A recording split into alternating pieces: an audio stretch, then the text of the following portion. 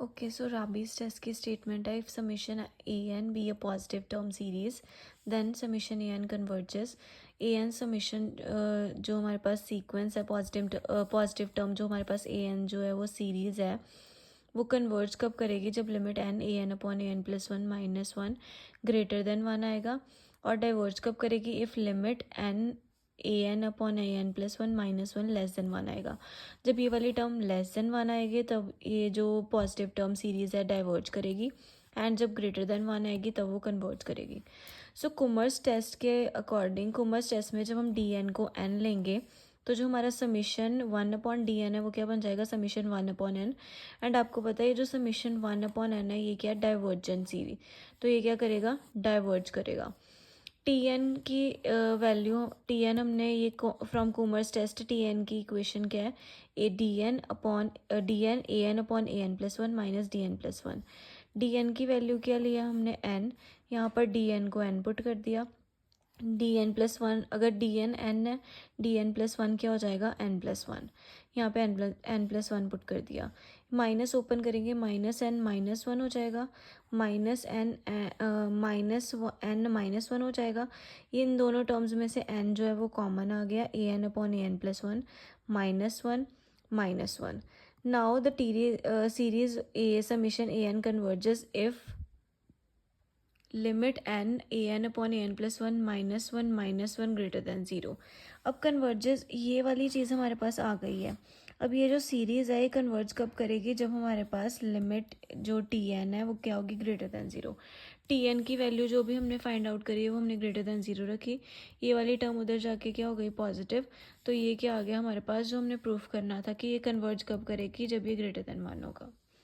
Similarly diverge कब करेगी? जब limit T N less than zero होगी। फिर से टी एन की वैल्यू जो भी निकाली थी वो पुट करी, लेस देन ज़ीरो आ गया। ये जो माइनस वन है उधर जाके क्या हो गया? Positive one. सो जो हमने प्रूव करना था कि जो समीशन ए एन है पॉजिटिव टर्म सीरीज वो कन्वर्ज करती है इस वाले केस में जब हमारी ये वाली टर्म ग्रेटर देन ज़ीरो होती है, डाइवर्ज करती है इस केस में जब हमारी ये वाली टर्म लेस देन वन होती है। वो हमने प्रूफ कर दिया। पहले टी एन की वैल्यू निकाली, देन ये हमारे पास टू प्रूफ हो गया। De Morgan and Bernard test. De Morgan and Bernard test में क्या है? If summation A n is a positive term series then a n is converges. अब ऊपर वाले केस में भी, राबीज टेस्ट में भी, ए एन समीशन जो था वो पॉजिटिव टर्म सीरीज था, कन्वर्ज करता था जब हमारी लिमिट जो है वो ग्रेटर देन वन होती थी। ये वाली टर्म थोड़ी सी डिफरेंट थी। इसमें क्या होता था? A N upon A N plus one minus one, यहाँ पे है n A N upon A N plus one minus one log n. So यहाँ पे टर्म थोड़ी सी डिफरेंट है वही है कि ग्रेटर देन वन के लिए कन्वर्जेस है, लेस देन वन के लिए क्या है? डाइवर्जेस। ये वाली टर्म क्या है? डिफरेंट हो गई है अब ये वाली टर्म। अब इन कॉमर्स टेस्ट फिर से डी एन को, अब हमने डी एन को इस वाले टेस्ट में क्या लेना है? N log n. उसमें हमने डी एन को क्या लिया था? राबीज टेस्ट में डी एन को लिया था, एन लिया था। यहाँ पे अब हमने ये वाली चीज़ प्रूव करनी है, इसके लिए हमने क्या लिया? N log n. उसमें हमने ये चीज़ प्रूव करनी थी, टी एन की वैल्यू ये प्रूव करनी थी, तो उसमें हमने डी एन को क्या लिया था? एन।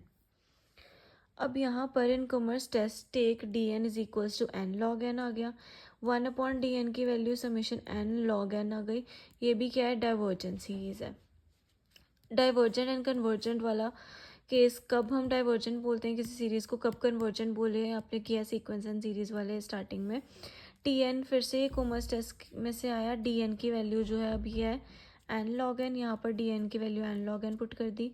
यहाँ पे डी एन प्लस वन की क्या आएगी? N plus one log n plus one. इसको हमने इक्वेशन वन नाम दे दिया, वैल्यूज पुट कर दी, डी एन की भी डी एन प्लस वन की भी वैल्यू पुट कर दी। अब हमें पता है लॉग ए बी क्या होता है? Log a plus log B. अब यहाँ पे अगर हमारे पास ये टर्म है, अगर मैं इस टर्म में अंदर मल्टीप्लाई डिवाइड बाय एन करवाऊँ तो ये मेरे पास लॉग ए बी बन गया। इसको मैं कैसे लिख सकती हूँ? Log a plus log B. ये वाली पूरी टर्म बी आ गई, ये वाली पूरी टर्म ए आ गई। अब हमारे पास ये था यहाँ पे, इसको मैं as log n plus one by n, अगर मैं इसको कंबाइन करूँगी, log a plus log b किसके इक्वल होता है? लॉग ए बी के। एन एन कैंसिल हो गया, क्या आ गया? Log n plus one.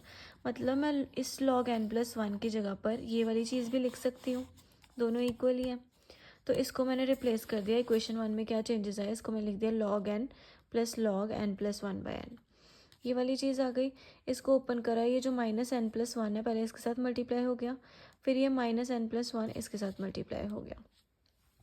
अब यहाँ पे ये अलग अलग कर लिया हमने, n/n + 1/n, n/n 1 + 1/n आ गया। बाकी सारी टर्म्स एज इट इज़ रही। अब नेक्स्ट स्टेप में ये वाला -n log n के साथ मल्टीप्लाई हो जाएगा, फिर -1 log n के साथ मल्टीप्लाई हो जाएगा। तो ये हो गया -n log n -1 log 1। अब इन दोनों टर्म्स में से पहले n कॉमन आ रहा है एंड log n भी कॉमन आ रहा है, ये कॉमन निकाल लिया, minus log n as it is रहा, ये वाली टर्म एज इट इज़ रही। अब इन दोनों टर्म्स में से ये वाली पूरी टर्म एंड ये वाली पूरी टर्म, इन दोनों में से log n कॉमन आ रहा है, ये पूरी टर्म यहाँ पर आ गई n an/n+1 -1। इस वाले log n को कॉमन निकाला, इसकी जगह पे क्या आ गया -1, ये टर्म एज इट इज़ रही, लेट इट बी 2। अब हमें पता है लॉगरिथमिक सीरीज log 1 + x किसके इक्वल होता है, x - x²/2 x³/3 minus alternative science आते हैं, x - x²/2 x³/3 x⁴/4। अब ये log 1 + n 1/n है, x की जगह पर क्या है 1/n, तो यहाँ पर भी x की जगह पे क्या आ जाएगा 1/n। तो सीरीज क्या बनेगी 1/n minus 1/2n² + 1/3n³ minus up to so on. ये वाली अब लॉगरिथमिक की वैल्यू यहाँ पर पुट कर दी, ये वाली सारी, ये सारी सीरीज यहाँ पे पुट करी। अब यहाँ पर n को पहले सारी ब्रैकेट के साथ मल्टीप्लाई करा, -1 को सारी ब्रैकेट के साथ मल्टीप्लाई करा। इक्वेशन 2 में लॉगरिथमिक की वैल्यू पुट कर दी है, हमारे tn के इक्वल चल रही है सीरीज, n को पहले सारी ब्रैकेट के साथ मल्टीप्लाई, -1 को सारी ब्रैकेट के साथ मल्टीप्लाई। अब जब यहाँ पे n के साथ मल्टीप्लाई होएगी, ये टर्म कट जाएगी, यहाँ पे भी एक n कम हो जाएगा, यहाँ पे भी एक n कम हो जाएगा, तो ये कुछ ऐसा बन जाएगा -1 n के साथ n कट गया, -1 आ गया, प्लस 1/2n आ गया, -1/3n² आ गया, -1/n + 1/2n² अप टू सोन आ गया। अब ये -1 एज इट इज़ रहा, बाकी सारी टर्म्स में नीचे डिनोमिनेटर में n आ रहा था, तो इसको मैं क्या लिख सकती हूँ o of 1/n। That means इसका मतलब क्या है कि 1/n की जो हायर टर्म्स आ रही हैं वो सारी क्या आ रही हैं डिनोमिनेटर में आ रही हैं, इसको मैंने ऑर्डर o ऑफ 1/n लिख दिया। The series summation an converges, अब कन्वर्ज कब करेगी, जब लिमिट tn ग्रेटर दैन 0 होगा। अब लिमिट tn ग्रेटर दैन 0 है, ये वाली जो हमारे पास टर्म है इसको मैंने किसके इक्वल रखा, अब आपको पता ऑर्डर 1/n क्या है, ये 0 के इक्वल हो जाएगा, क्योंकि ये किसकी तरफ टेंड करेगा 0 की। तो ये वाली टर्म 0 हो गई, सिर्फ कितनी चीज़ बची मेरे पास, tn की वैल्यू सिर्फ इतनी बची यहाँ तक। तो tn की वैल्यू यहाँ पे पुट करी, ग्रेटर देन 1, क्योंकि ये वाला जो -1 है उधर जाके क्या हो जाएगा +1, ग्रेटर देन 1 आ गया। यही चीज़ हमने प्रूव करनी थी कि कन्वर्जेस के केस में हमारी ये वाली कंडीशन होल्ड हो रही है। अब डाइवर्जेस के केस में tn <0, tn की फिर से वैल्यू पुट करी, ये वाला -1 उधर जाके पॉजिटिव हो गया, <1 के लिए आ गया डाइवर्जेस। ऑर्डर ऑफ 1/n जो है ये चीज़ है, big O of 1/n, that means this tending to 0, that means ये वाली चीज़ क्या हो गई 10 to 0, ये यहाँ पे 0 हो गई, सिर्फ tn की वैल्यू बची यहाँ तक, तो यहाँ तक हमने tn की वैल्यू पुट कर दी। राबीज टेस्ट और ये डी मॉर्गन्स टेस्ट में ये डिफरेंस है कि उसमें dn की वैल्यू n लेनी थी, क्योंकि उसमें हमने 2 प्रूफ करना था, ये वाली चीज़ n/an/n+1 -1 n/an/an+1 -1। इसमें हमारे पास 2 प्रूफ था, tn की वैल्यू इसमें ये वाली बनानी थी हमने, तो इसने हमने dn की वैल्यू क्या ली n log n। नेक्स्ट अब हमारे पास है गॉस टेस्ट, इसमें if an greater than 0 and an/an+1 is equals to 1 + μ/n plus O of 1/n², then summation an converges for mu greater than 1 and diverges from mu less than equals to 1। सो अब ये चीज़ हमने proof करनी है कि हमारा an/an+1 ये चीज़ है, ये कन्वर्ज कब होगा, जब म्यू ग्रेटर देन 1 होगा, एंड डाइवर्ज कब होगा, जब mu less than equals to 1 होगा। सो फर्स्ट केस है हमारे पास जब म्यू नॉट इक्वल्स टू 1 है, ये तो केस है दोनों ही, जब म्यू नॉट इक्वल्स टू 1 है उसके लिए क्या होगा, ये वाली चीज़ है मेरे पास, ये वाला 1 जो है इधर जाके -1 हो जाएगा, μ/n + O ऑफ 1/n² आ गया। अब इस वाली टर्म में से मेरा 1/n जो है वो कॉमन आ रहा है, mu plus O of 1/n, यहाँ से भी n निकल गया तो 1/n रह गया, यहाँ पे 1/n आ गया कॉमन। अब ये वाला जो n है उधर जाके क्या हो जाएगा मल्टीप्लाई, हमारे पास बचेगा mu plus order of n। अब ये वाली चीज़ आपको पता है limit n approaches to infinity, this चीज़ किसके इक्वल्स टू आ रही है 0 के, मतलब ये चीज़ 0 को अप्रोच कर रही है। So taking limit n approaches to infinity on both side, जब इधर n approaches to infinity this लगेगा, ये 0 के इक्वल आ गया, इधर भी limit n approaches to infinity आ गया, ये तो चीज़ 0 हो गई। अब ये किसके इक्वल आ गया म्यू के equal. So by Raabe's test summation A N converges for mu greater than 0। अब यही वाली चीज़ हमने राबीज टेस्ट में, यही वाला टी एन था हमारे पास, तो ये कब होता है, ये वाली चीज़ जब ग्रेटर देन 1 होती है तो कन्वर्ज करता है, ये वाली चीज़ जब लेस देन 1 होती है तो डाइवर्ज करता है। तो राबीज टेस्ट के अकॉर्डिंग हमारी ये वाली चीज़ क्या हो गई ट्रू। मतलब ये वाली चीज़ लेस देन 1 कब होगी, जब म्यू लेस देन 1 होगा, एंड ये वाली चीज़ ग्रेटर देन 1 कब होगी, जब म्यू ग्रेटर देन 1 होगा।